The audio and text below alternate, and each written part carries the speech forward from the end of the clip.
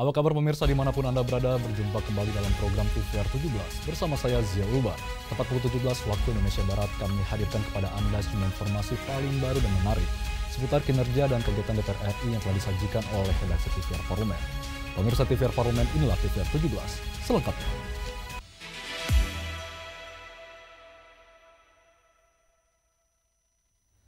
Anggota Komisi 3 DPR RI Iwayan Sudirta menilai restoratif justice sebagai terobosan penting dalam pembaruan sistem hukum acara pidana, di mana konsep ini memungkinkan penyelesaian perkara pidana tanpa harus melalui proses pengadilan. Komisi 3 DPR RI menegaskan penerapan restoratif justice dalam RUU Kitab Undang-Undang Hukum Acara Pidana atau RUU KUHAP harus disertai dengan pengawasan yang ketat. Hal itu untuk menghindari penyalahgunaan oleh aparat penegak hukum.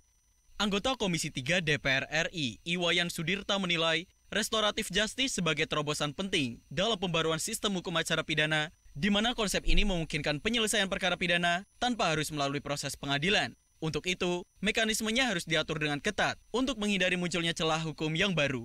Maka restoratif justice, obat yang luar biasa manjur, obat yang luar biasa mujarab, sepanjang kita teliti membingkai proses restoratif justice ini agar kesewenang-wenangan dan penyalahgunaan oleh aparat bisa diawasi, bahkan kalau perlu memberikan sanksi yang secukupnya, karena ini ibarat barang yang memiliki dua sisi yang positif negatif gitu.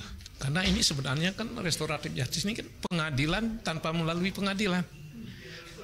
Karena polisi bisa menyelesaikan perkara, kejaksaan bisa menyelesaikan perkara. Ini bagus banget, akan mengurangi penumpukan perkara. Iwayan Sudirta juga menegaskan, RUU KUHAP kali ini dinilai sangat krusial, tak hanya untuk meningkatkan efektivitas sistem peradilan, tetapi juga memastikan adanya perlindungan maksimal terhadap hak masyarakat. Komisi 3 DPR RI terus berkomitmen akan menyaring setiap masukan dan merumuskan RUU KUHAP yang komprehensif demi kepentingan publik. Adila dan Domi, TVR Parlemen melaporkan. Ketua Komisi 11 DPR RI Muhammad Misbakun menegaskan stimulus ekonomi merupakan program pemerintah yang ditujukan untuk melakukan intervensi pasar, sekaligus memastikan masyarakat merasakan langsung kehadiran pemerintah melalui berbagai program strategis.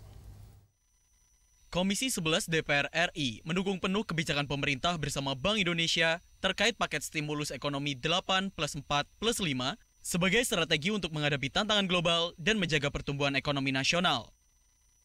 Ketua Komisi 11 DPR RI Muhammad Misbahun menegaskan, stimulus ekonomi merupakan program pemerintah yang ditujukan untuk melakukan intervensi pasar sekaligus memastikan masyarakat merasakan langsung kehadiran pemerintah melalui berbagai program strategis.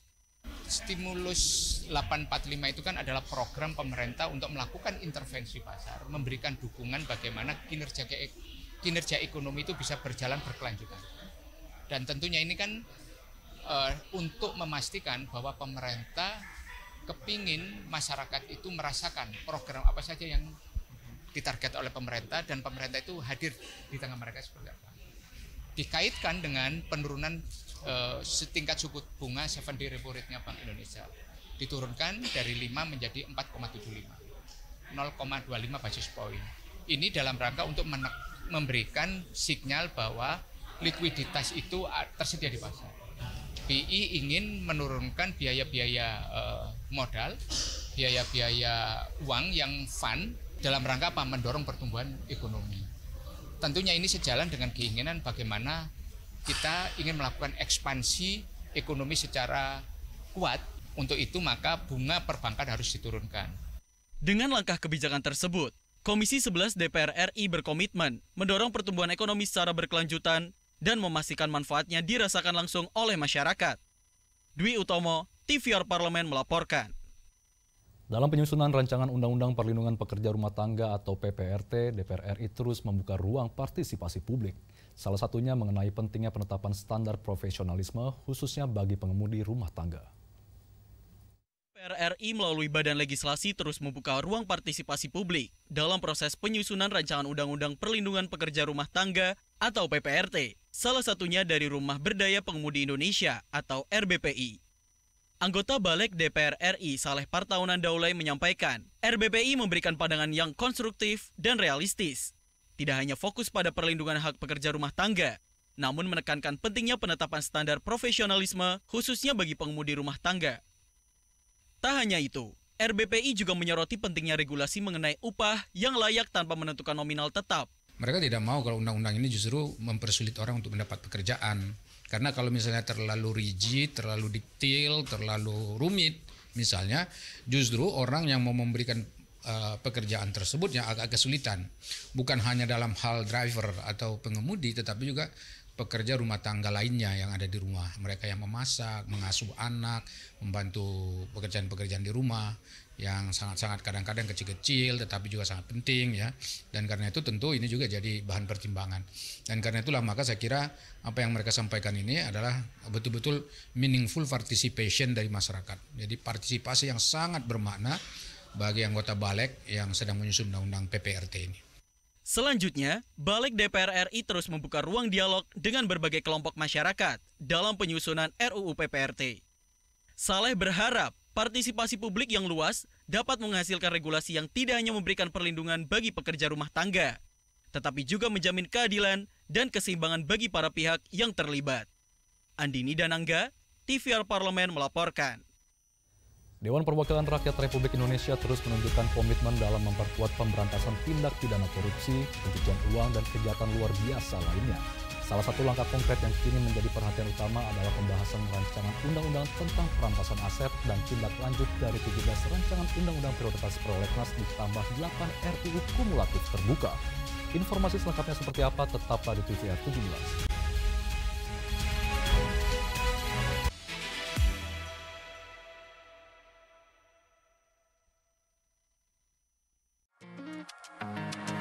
Umur 27 tahun, saya mulai di DPRD Kabupaten Rokan Hilir, itu di Riau. Saya satu periode di sana, waktu tahun itu di 2009, lalu di 2014, 2019, 2 periode di provinsi, dan alhamdulillah ini periode keempat, pertama kali di DPR RI, saya diberi amanah, tentunya masih terus di fraksi Golkar.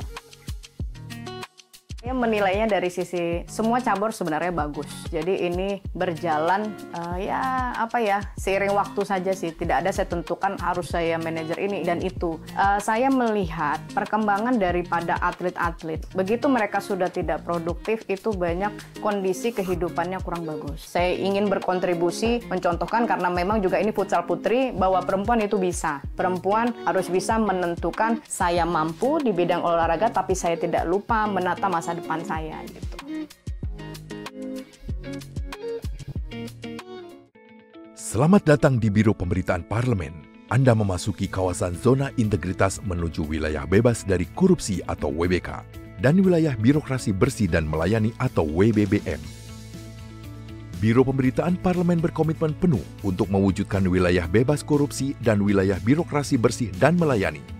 Komitmen kami, pejabat dan jajaran memiliki komitmen tinggi untuk mewujudkan WBK dan WBBM melalui reformasi birokrasi, khususnya dalam hal pencegahan korupsi dan peningkatan kualitas pelayanan publik.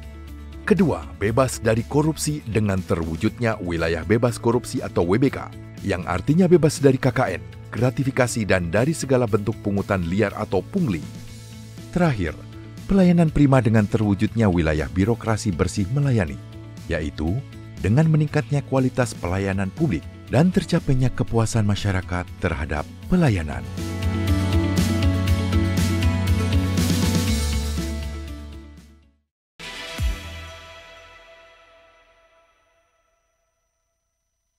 Anda kembali di TVR 17.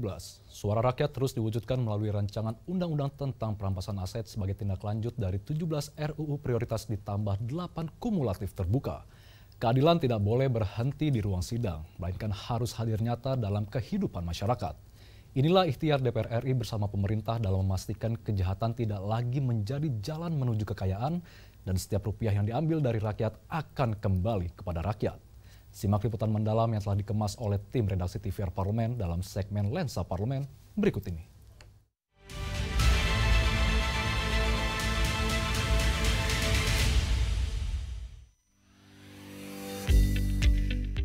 Dalam rangka menindaklanjuti aspirasi masyarakat terkait tuntutan 17+8, Badan Legislasi DPR RI bersama pemerintah mengusulkan RUU Perampasan Aset masuk ke dalam pembahasan Prolegnas Prioritas tahun 2025 menjadi Undang-Undang Usul Inisiatif DPR. Ketua Badan Legislasi DPR RI, Bob Hasan, menyebut RUU Perampasan Aset akan dibahas secara paralel dengan penyelesaian RUU Kitab Undang-Undang Hukum Acara Pidana. DPR memastikan pembahasan RUU Perampasan Aset akan mengedepankan partisipasi publik. Seluruh elemen masyarakat bisa langsung memberikan masukan terhadap RUU Perampasan Aset secara terbuka. Diharapkan regulasi ini menjadi fondasi hukum yang kuat. Targetnya tahun ini semuanya harus dibereskan, tetapi kemudian kita ini namanya meaningful. Harus memenuhi meaningful partisipasi publik. Meaningful itu adalah yang bermakna. Nah, maknanya adalah apa? Kita jangan hanya tahu judulnya perampasan aset. Harus tahu seluruh publik apa isinya perampasan aset itu. Itu kalau bicara makna. Artinya itu akan nanti jangan, akan terbuka jangan ya, kita teriak-teriak misalkan perampasan aset tapi isinya kan kita belum tahu. Nah, isinya mesti tahu dulu dia apakah termasuk pidana asal, apa pidana tambahan, ada pidana pokok, ada jenisnya macam-macam. Perampasan aset ini pidana apa perdata? Kan begitu. Nah, di situ nanti di meaningful kan kita akan sajikan di depan umum di YouTube. Itu terbuka, secara terbuka. Sementara itu, Menteri Hukum Republik Indonesia, Supratman Andi Aktas mendukung langkah balik DPR RI menjadikan RUU Perampasan Aset sebagai usul inisiatif DPR. Bahwa insya Allah dalam evaluasi prolegnas yang akan datang, maksudnya sekarang ini itu sudah disepakati akan diinisiasi oleh DPR. Karena itu dari awal juga memang DPR ingin menginisiasi itu, sehingga pemerintah tinggal menunggu hasil penyusunannya, kemudian nanti dikirim, Presiden akan menerbitkan supres. Kita tunggu dulu ya, yang penting keputusan politiknya hari ini lewat Pak Ketua dan teman-teman di Balik sudah jelas tahun ini Undang-Undang Perampasan Aset sudah masuk. Selain perampasan aset, sejumlah RUU lainnya juga masuk dalam pembahasan Prolegnas Prioritas tahun 2025, diantaranya RUU Kawasan Industri, RUU Kamar Dagang dan Industri, serta RUU Pemerintahan Aceh.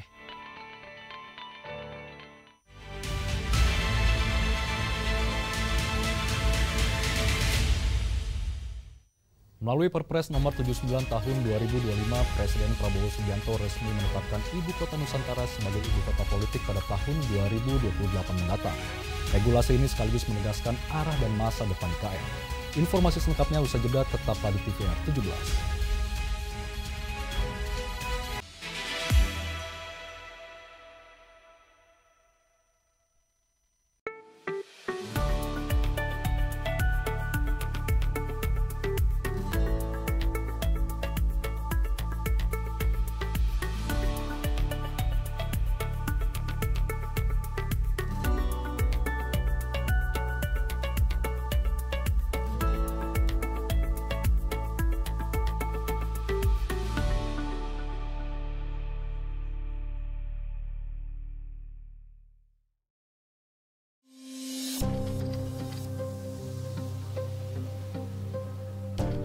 UMKM ini menyumbang sekitar 61% terhadap PDB nasional nih Pak. Ini cukup besar ya. Apakah angka ini memang jadi angka real yang memberikan dampak untuk perekonomian atau memang sebenarnya ini adalah bumerang yang menandakan bahwa ekonomi Indonesia ini masih terfokus kepada industri kecil bukan industri besar Pak? Terbukti pada saat krisis dunia terjadi, kita Indonesia kenapa bertahan? Justru karena 61% PDB-nya dari usaha mikro kecil dan menengah. Justru UMKM jadi yang mampu bertahan. Iya, betul. Kenapa? Karena ketika krisis besar itu memang yang akan kolaps yang paling dahulu itu adalah yang perusahaan-perusahaan besar. Kalau ekonomi kreatif, para konten creator anak-anak muda yang sekarang Gen Z itu mampu kemudian mengambil peluang dan potensi dengan digital marketing misalnya, itu akan tembus pasar-pasar dunia.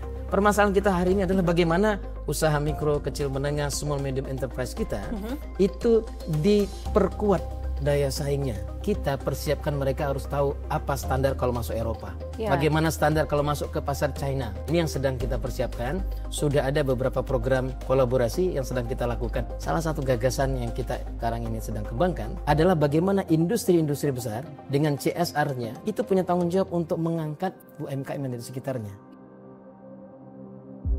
Hanya di TVR Parlemen.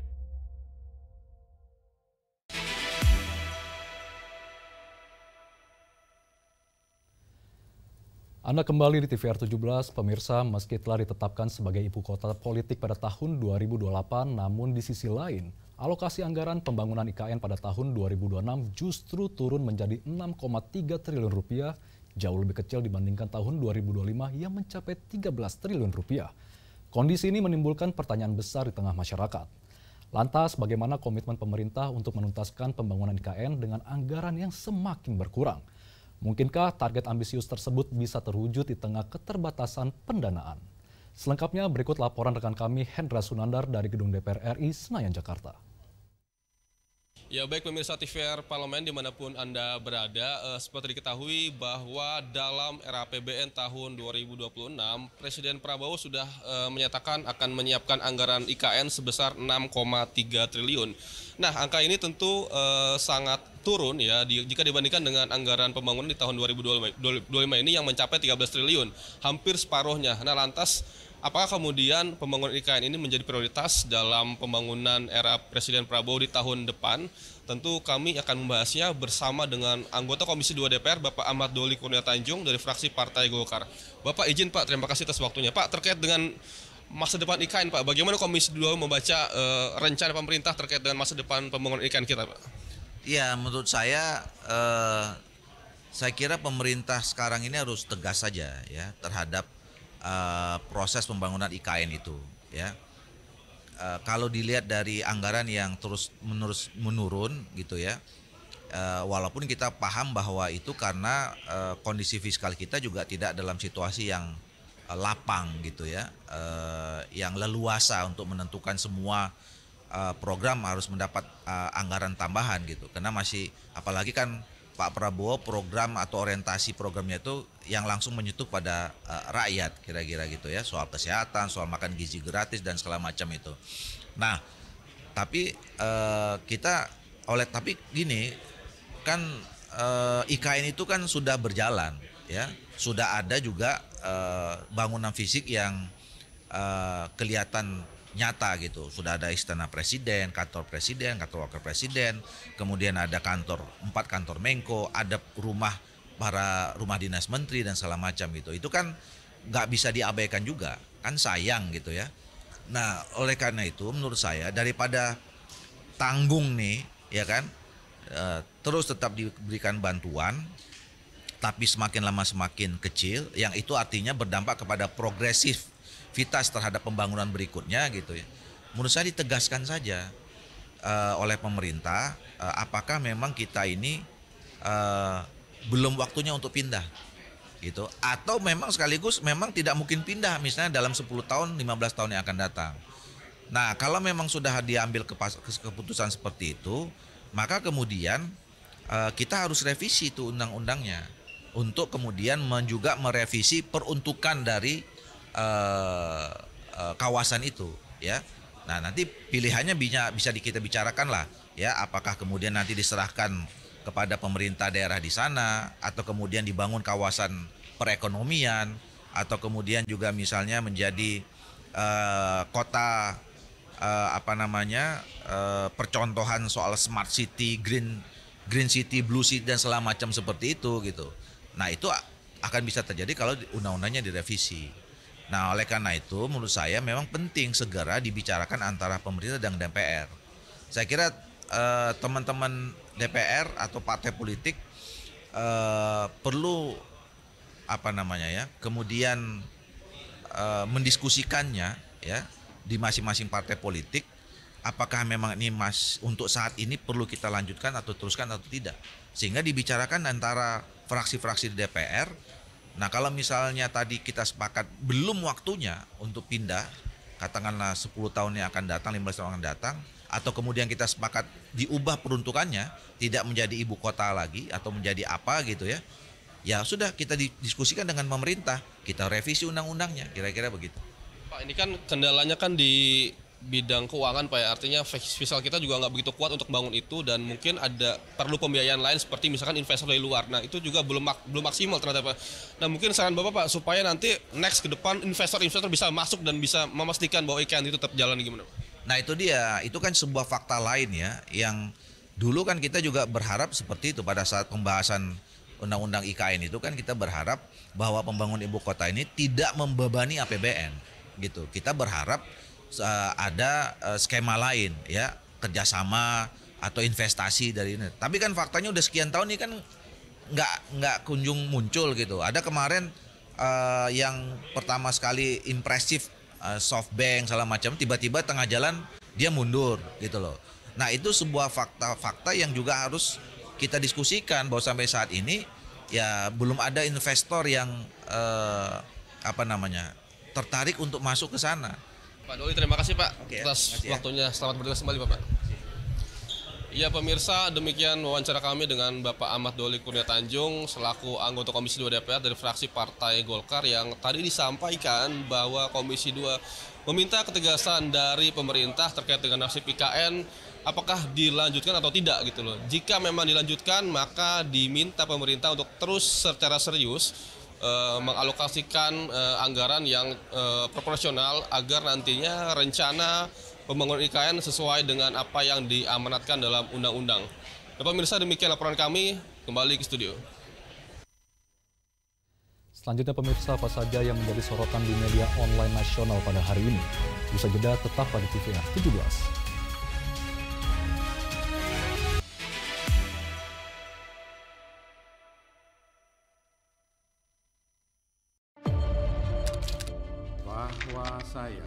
Bahwa saya demi Allah, saya bersumpah dan seadil-adilnya periode keanggotaan DPR RI hingga saat ini, yaitu terdapat 126 undang-undang yang telah selesai dibahas DPR RI. Terima kasih rekan Elisa dan juga Dadina. Pemirsa,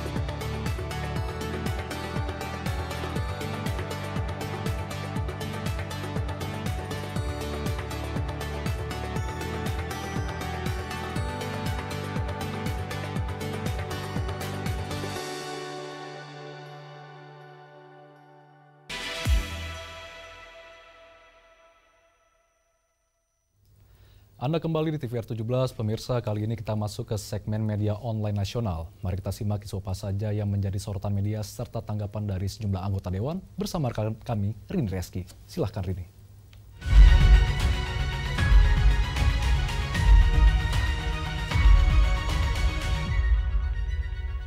Baik, terima kasih rekan Zia dan selamat sore pemirsa, kita masuk ke segmen media online. Tentunya berita pertama yang menjadi headline di media online pada hari ini yaitu mengenai Komisi 2 DPR RI yang mendorong percepatan RDTR demi tarik investasi daerah. Kita lihat pemirsa di layar kaca.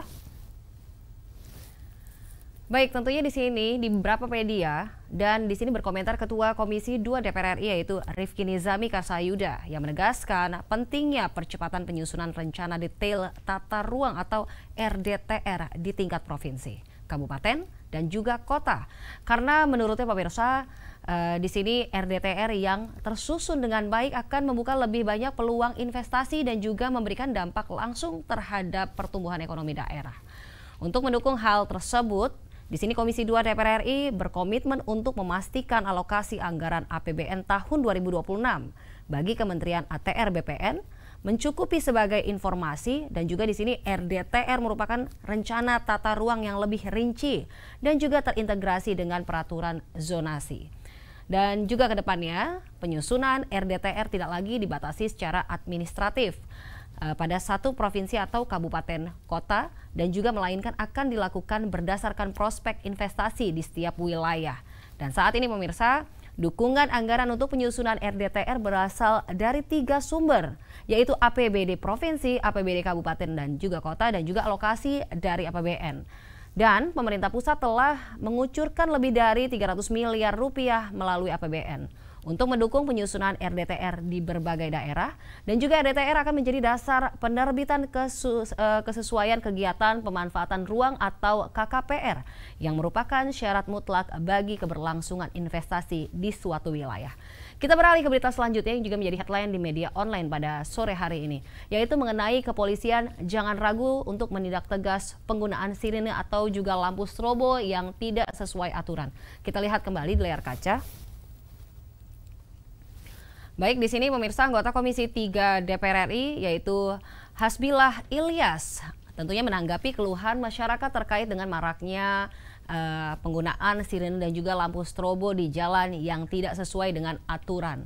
Karena ia menegaskan penyalahgunaan fasilitas ini harus menjadi perhatian serius pihak kepolisian karena berkaitan langsung dengan keselamatan pengguna jalan dan juga ketertiban lalu lintas.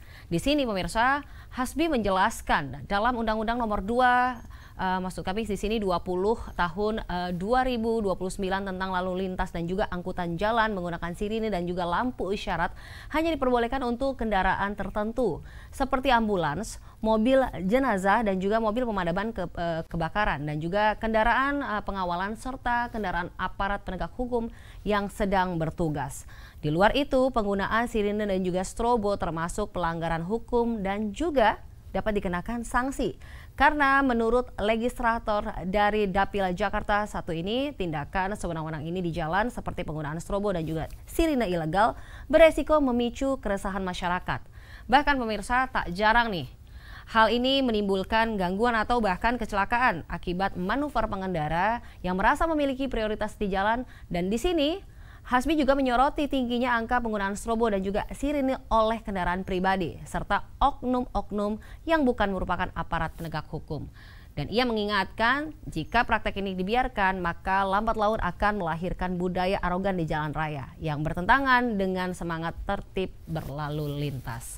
Baik, itu tadi headline di media online pada hari ini yang saya sampaikan terkait dengan Komisi 2 DPR RI mendorong percepatan RDTR demi tarik investasi daerah serta kepolisian jangan ragu tindak tegas penggunaan sirine dan juga lampu strobo yang tidak sesuai aturan. Sekian dari saya, Rini Reski, kembali ke rekan Zia. Terima kasih, selamat sore dan sampai jumpa.